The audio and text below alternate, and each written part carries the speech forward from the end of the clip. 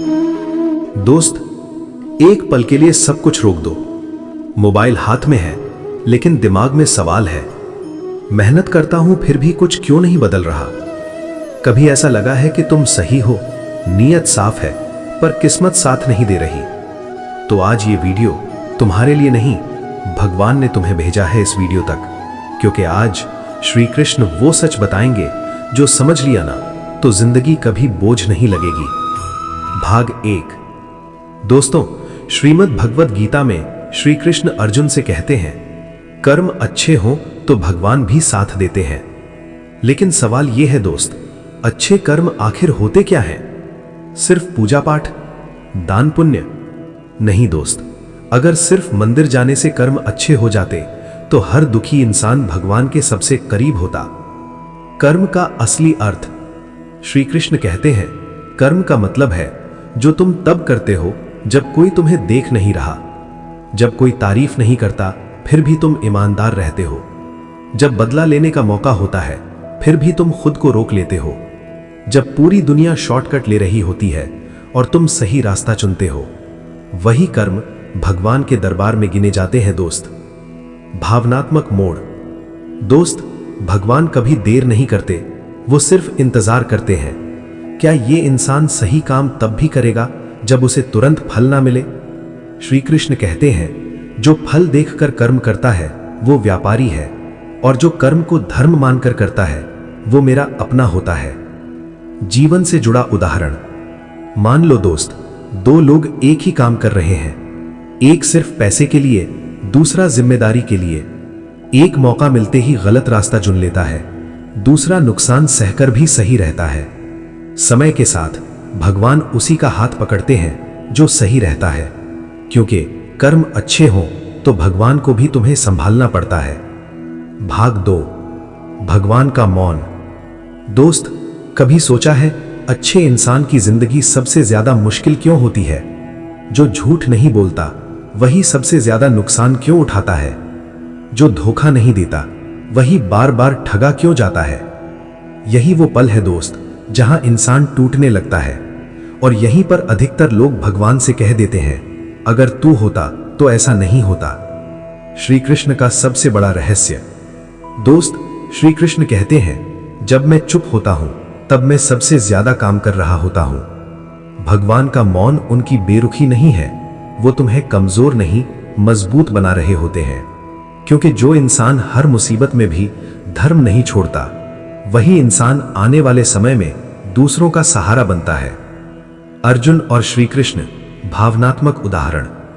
युद्ध के मैदान में अर्जुन रो रहा था दोस्त। उसके सामने अपने लोग थे, अपने गुरु थे, अपने भाई थे। अर्जुन ने कहा, कृष्ण, मैं ये युद्ध नहीं कर सकता। और तभी श्री कृष्ण ने वो वाक्य कहा जो आज भी जिंदगी बदल देता है, कर्म कर अर्जुन, फल मैं संभाल लूंगा। आज के जीवन से जुड़ाव। दोस्त, आज का अर्जुन तुम हो, कभी नौकरी में फंसे हुए, कभी रिश्तों में टूटे हुए, कभी पैसों से हारे हुए। और श्री कृष्ण आज भी वही कह रहे हैं, तू सही रह, तू ईमानदार रह, बाकी मेरी जिम्मेदारी है। एक सच्चाई जो चुभेगी। दोस्त, भगवान हर किसी का साथ नहीं देते, वो सिर्फ उनका साथ देते हैं जो गलत करके सफल नहीं होना चाहते, जो कह पाते हैं हार जाऊंगा लेकिन गलत नहीं करूंगा। ऐसे लोगों को भगवान देर से सही लेकिन अकेला नहीं छोड़ते। भाग 3। कर्म का हिसाब। दोस्त, हम सोचते हैं कि मैं अच्छा हूं फिर मेरे साथ बुरा क्यों? लेकिन श्री कृष्ण कहते हैं, कर्म तुरंत सजा या इनाम नहीं देता, कर्म हिसाब रखता है। जिस तरह बीज आज बोया जाता है और फल बाद में मिलता है, उसी तरह कर्म आज होता है और उसका असर वक्त आने पर दिखता है। भगवान की न्याय प्रणाली गहराई। दोस्त, भगवान का न्याय कोर्ट जैसा नहीं है जहां तारीख पर तारीख मिले। भगवान का न्याय जीवन जैसा है, चुपचाप, धीरे धीरे, लेकिन बिल्कुल सही। जो आज हंस रहा है गलत करके, कल वही अपने ही कर्मों से रोएगा। सब्र क्यों जरूरी है? श्री कृष्ण कहते हैं, जिसे जल्दी सब कुछ मिल जाता है वो संभाल नहीं पाता। इसलिए भगवान पहले इंसान को बनाते हैं, फिर सफलता देते हैं। पहले धैर्य, फिर सम्मान, पहले त्याग, फिर विजय। कठिन समय का असली कारण। दोस्त, तुम्हारा कठिन समय तुम्हारी सजा नहीं है, वो तुम्हारी तैयारी है। भगवान देख रहे होते हैं, क्या ये इंसान दर्द में भी विनम्र रहेगा? क्या ये इंसान अकेले में भी सही रहेगा? क्या ये इंसान सफल होकर भी अहंकार नहीं करेगा? एक लाइन जो दिल हिला दे। दोस्त, अगर भगवान तुम्हें कठिन रास्ते पर चला रहे हैं तो समझ लो वो भीड़ का हिस्सा नहीं, उदाहरण बनाना चाहते हैं। शांति देने वाला सत्य। श्री कृष्ण कहते हैं, कर्म अच्छा है तो डर कैसा। दुनिया कुछ भी कहे, रास्ता लंबा हो, थकान बहुत हो, भगवान पीछे नहीं, तुम्हारे साथ चल रहे हैं। भाग 4, भगवान कब साथ देते हैं। दोस्त, भगवान कभी आसमान से उतरकर तुम्हें नहीं कहते मैं तेरे साथ हूं, लेकिन वो संकेत देते हैं, बहुत शांति से, बहुत सादगी से, और जो समझ गया उसकी जिंदगी बदल गई। भगवान की मदद कैसे आती है दोस्त? श्री कृष्ण कहते हैं, मैं रास्ता नहीं बदलता, मैं रास्ते पर चलने वाले को बदल देता हूं। भगवान की मदद 3 रूपों में आती है दोस्त। पहला संकेत, सही सोच। जिस दिन तुम्हारे अंदर से आवाज आए, गलत करके जीतने से सही रहकर हार बेहतर है, समझ लेना दोस्त, भगवान अंदर बैठकर तुम्हें दिशा दे रहे हैं। दूसरा संकेत, गलत लोगों का दूर जाना। दोस्त, जब कुछ लोग तुम्हारी जिंदगी से अचानक गायब हो जाते हैं तो दुख मत करना। भगवान भीड़ नहीं, चरित्र तैयार करते हैं। जो तुम्हें गिरा सकते थे वो खुद ही दूर हो जाते हैं। तीसरा संकेत, कठिन फैसले की ताकत। जब तुम्हारे पास 2 रास्ते हों, एक आसान, एक सही, और तुम कठिन सही रास्ता चुन लो, उसी पल भगवान तुम्हारे साथ खड़े हो जाते हैं। आज का सबसे जरूरी सवाल। दोस्त, अगर भगवान तुम्हें छोड़ देते तो क्या तुम आज भी गलत रास्ते पर खुश होते? नहीं दोस्त, गलत इंसान को गलत करने में कभी दर्द नहीं होता। दर्द सिर्फ उसे होता है जो भीतर से अब भी साफ है। भगवान का सबसे गुप्त नियम। श्री कृष्ण कहते हैं, जिसे मैं चुनता हूं उसे पहले अकेला करता हूं, क्योंकि भीड़ में आवाज दब जाती है और अकेलेपन में आत्मा बोलती है। अकेलापन सजा नहीं है। दोस्त, जब तुम अकेले हो, कोई समझ नहीं रहा, कोई साथ नहीं दे रहा, कोई भरोसा नहीं कर रहा, तब समझ लेना दोस्त, भगवान तुम्हें अंदर से तैयार कर रहे हैं। क्योंकि जो इंसान भीड़ पर निर्भर होता है वो टूट जाता है, और जो भगवान पर निर्भर होता है वो झुकता नहीं। एक लाइन जो बहुत लोग नहीं सह पाते। दोस्त, भगवान कमजोरों को आराम देते हैं, लेकिन मजबूतों को जिम्मेदारी देते हैं। और अगर जिंदगी तुमसे ज्यादा मांग रही है तो इसका मतलब तुम साधारण नहीं हो। भाग 6, अच्छे लोग देर से क्यों जीतते हैं। दोस्त, कभी देखा है, गलत रास्ते पर चलने वाले अक्सर जल्दी आगे निकल जाते हैं और सही रास्ते पर चलने वाला पीछे रह जाता है। यहीं पर मन पूछता है, फिर सही होने का फायदा क्या? श्री कृष्ण का उत्तर बहुत गहरा। श्री कृष्ण कहते हैं, जो जल्दी मिलता है वो जल्दी छिन भी जाता है। गलत लोग सीढ़ी चढ़ते हैं, अच्छे लोग नींव बनाते हैं, और नींव बनने में वक्त लगता है दोस्त। वक्त का खेल। दोस्त, भगवान वक्त को 2 तरह से इस्तेमाल करते हैं। पहला, गलत को उजागर करने के लिए, दूसरा, सही को मजबूत बनाने के लिए।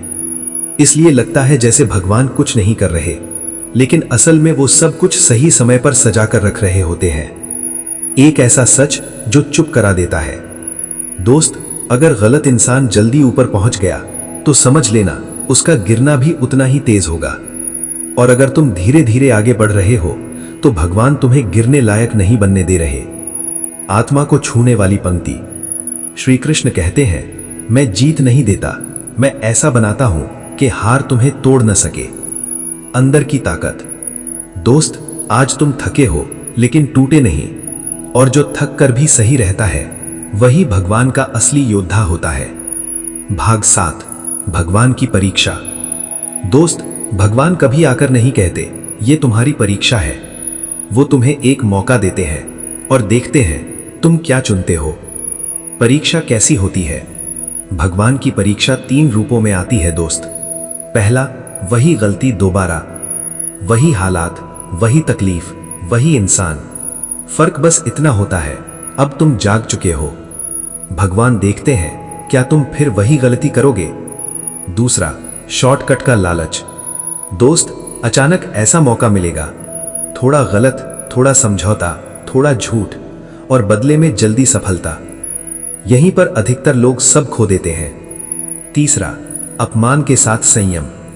जब तुम सही हो फिर भी अपमान सहना पड़े और तुम्हारे पास जवाब देने की पूरी ताकत हो, लेकिन तुम चुप रहो, बस वही पल है दोस्त जहां भगवान तुम्हारे सबसे करीब होते हैं।